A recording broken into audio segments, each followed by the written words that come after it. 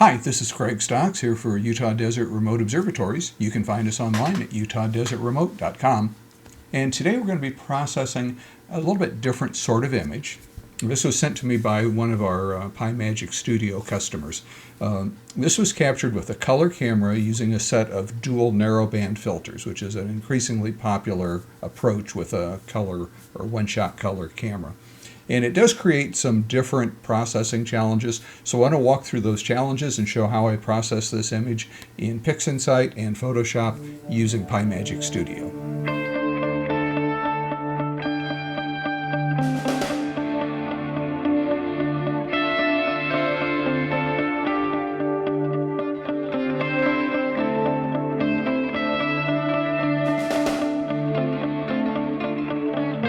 So I want to start by, and then red, green, and blue to get natural colors, and then sulfur, hydrogen, and oxygen, which are narrowband filters. Post-processing can be a little bit more complex, although with most automated tools, most of that complexity kind of falls away. It does let you reveal more detail because you're using every pixel in every image. And it's certainly better for scientific analysis. That if you think about any of the large telescopes like a Hubble or a James Webb or Vera Rubin, any of those kinds of telescopes, those are entirely captured with monochrome cameras. There are no color cameras on any of those telescopes.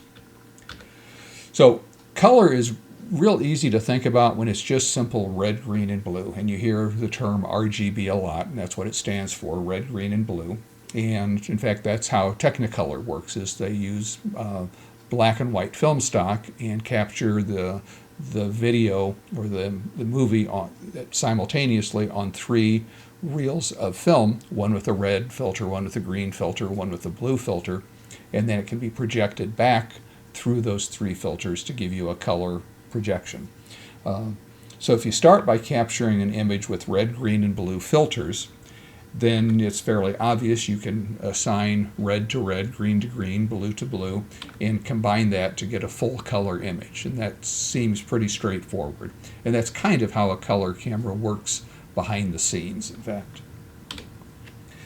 In narrowband astrophotography, what you're trying to do is capture the emission or the light that's created by ionized gases. That when many of the nebulae are energized either by a shock wave moving through them from something like a supernova or being ionized by energy from a nearby bright star, they begin to glow or fluoresce. They're basically emitting light kind of like a neon lamp or a fluorescent lamp. And every different element, every different gas will emit light at very specific wavelengths. And you can identify the element by the color of light that it's emitting. And you can also isolate those elements by using a filter that only allows that specific color to pass through. And that's what a narrowband filter does. It passes just the very narrow band of the light spectrum that corresponds to a specific gas or element. So the three most common are sulfur, hydrogen, and oxygen. We see those used a lot. You'll sometimes hear people refer to the Hubble palette, which is sulfur, hydrogen, and oxygen. If you look at the different gases, sulfur and hydrogen are almost exactly the same color of red. I mean, they're so close visually you wouldn't tell them apart. But the filters are so precise that they can differentiate between sulfur and hydrogen, even though they're very close to being exactly the same wavelength. And then oxygen is way up here on the color spectrum in kind of a blue-green or cyan color. So with colored filters, we can identify those specific elements, and with a monochrome camera and narrowband filters, you would capture sulfur, hydrogen, and oxygen in each one of the three filters. So in this example, you would have sulfur, hydrogen, and oxygen. And if you look at the different black and white images, you can see the oxygen is brighter up at the top, hydrogen is brighter in the middle, sulfur is brighter lower down in the nebula. And when you colorize those according to their actual color, cyan, red, and red, you get a color image. The problem is we can't visually differentiate between what's sulfur and what's hydrogen because they're the same color. So the solution to that is to remap the color. or translate the color. So instead of colorizing sulfur, hydrogen, and oxygen as two reds and one cyan, we translate the colors so that we translate hydrogen from red to green because it is less red than sulfur. And then to get more color contrast, we would translate the oxygen from blue-green or cyan all the way into blue. And that creates the Hubble SHO color palette of red, green, and blue.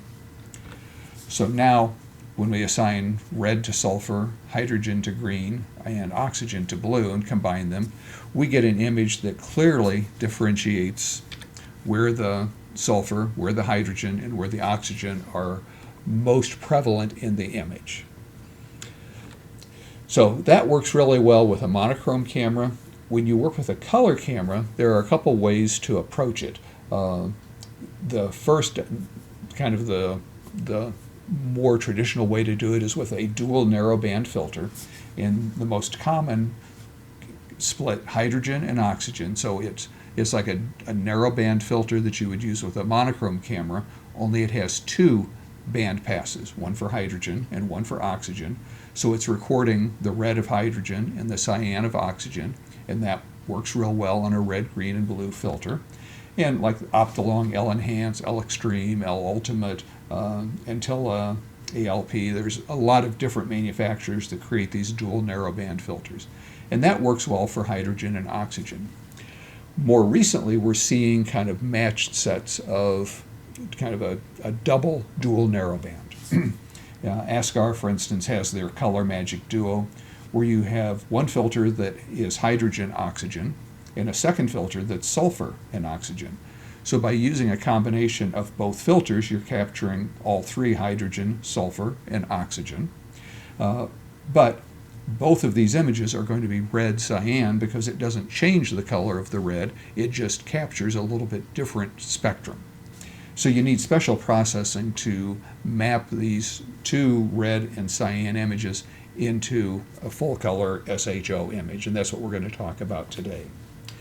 So if you look at just the two images, this is a hydrogen oxygen, this is the sulfur oxygen. At first glance you might not see a difference. If you really look at them closely, you'll see there are some differences in where the hydrogen and where the sulfur are more common. The oxygen is going to look the same in both images, or at least it should look very similar. And what we want to do is combine these and recolor the colors to get something more like this that has all three colors, so red, green, and blue, represented in the finished image, so you can begin to differentiate the sulfur, the hydrogen, and the oxygen. So let's jump into processing, and I'm going to start in PixInsight, and we'll look at how we set this up in PiMagic Studio. So I'll go to Script, PiMagic Studio, and PiMagic, and that will open this dialog box. And what I want to do is add the folder that has all of the files in it. Now, I don't have a setup with the double dual narrowband, so these images were provided for me by Eric, who, Eric, thank you for providing the raw files as well as the masters that I worked from. He actually sent me a small set of raw files, which is what we're going to set up here. The image we're going to process is from a larger set of masters that he also sent me. So I would go to Add Folder, and I have a folder that has his double dual narrowband, and all of the raws are here. And if I look inside the raws, you can see there's a folder for bias, darks, flats, and lights. And I'll just load this entire folder with all of these subfolders. And that will capture all of the calibration files plus the lights. We can keep the name of C33. I tend to call it the Eastern Veil. And you'll notice in either case, the system recognized the name and filled in the RA and DEC. Now if I do a filter check, everybody is going to have their own name for filters. And for PiMagic, the first time it sees it, it's not going to know what the H303 and S303 mean in terms of the way Eric has named his files. So what I need to do is use these drop downs and specify that this first one is a dual narrowband hydrogen, oxygen. And the second one is a dual narrowband, sulfur and oxygen. So now I have these more clearly defined, and PiMagic will remember these names and these settings for future runs. I can click Apply and Close. It confirms that the header information is sufficient for plate solving. I think it's finding a file that doesn't belong that I probably saved by accident, so I'm just going to skip this step. And at this point, we're ready to run. I would just click Start, and it will run through, do all the processing, and create the TIFF files that I want to open in Photoshop. So now let's jump into Photoshop, and we're getting closer to the, what I really want to talk about in this video. I'll open Astromagic. I'll go to Import Folder. And as I said, I've already run this, so I can go to my swap files, to the output. And here's the output folder from PiMagic. I select this folder, and now it's going to go through and load those files, organize the layer groups, set up the metadata panel and so forth, so everything is ready for me to start editing. But as you're going to see, it doesn't change the colors of the sulfur, hydrogen, and oxygen. This might be something that we could address in a future release. I'm going to show you how to do it manually. So I'm going to move myself down here. So here's the image as it opens, and as usual we have our metadata panel up here that captures the integration time, the annotation layer, the stars, global adjustments, and lastly we have just the HOO and the SHO. Now these are both in screen blending mode, so you're really seeing the combined result of both layers. If I turn off the HOO, there's just the sulfur excuse me, and oxygen. There is just the hydrogen and oxygen. So what I want to do is change the color. Now, I've played around with different ways of doing this, and I think this is probably the easiest way to do it in this context. And the reason it works, let's look at a color wheel. You can see that on a color wheel, if you think of it in terms of degrees, so red would be at 0. The opposite of red is cyan, so that would be 180 degrees.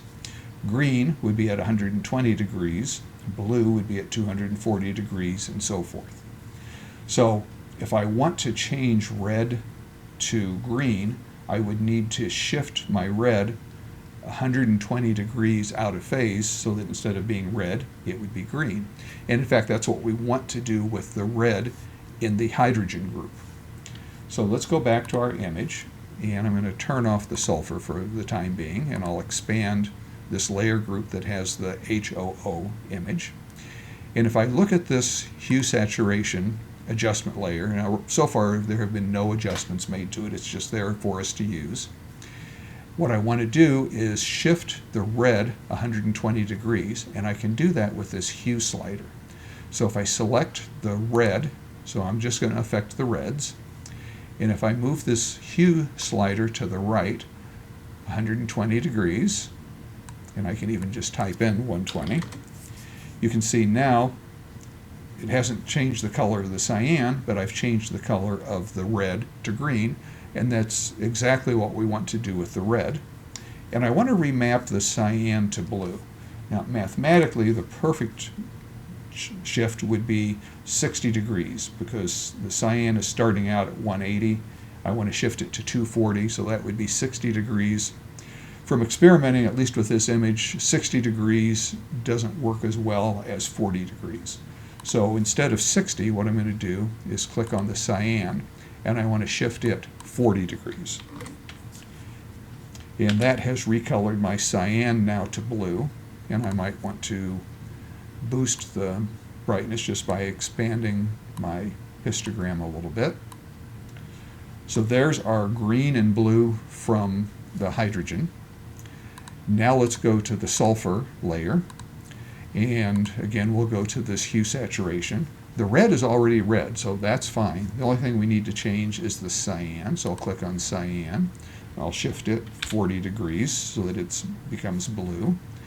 And I might boost the saturation of the red to bring it out a little bit more. Let's combine the two images by turning HOO back on. Yeah, I want to boost this. Well, first let's boost the brightness of the SHO. And I'm going to boost the saturation of the red to bring it out a little bit more. And now we have an SHO image with red from sulfur, green from hydrogen, and blue from oxygen. And at this point, I've got a pretty good balance here. I would probably just turn on my global adjustments, and any other adjustments that I want to make, I would start to do those with the global adjustments. And if I want to shift the red anymore, I might go to my global hue saturation. And if I want to make the red more red and less orange, if I want to put a little bit of red into the yellow, I can fine-tune the colors here. I might want to address the blue. By putting a little bit more cyan into the blue, it gets brighter. Cyan is a bright color, blue is a dark color. So as you get more intense blue, it gets darker and darker, and you start to lose it in the background. So now I've got a nice SHO image with red, green, and blue. I can turn my stars back on. And since this was processed by PiMagic, if we look in the stars layer group, you'll see that we have both HOO stars and SHO stars. I usually turn off the SO stars and use just the HOO stars. Those tend to have the most natural color.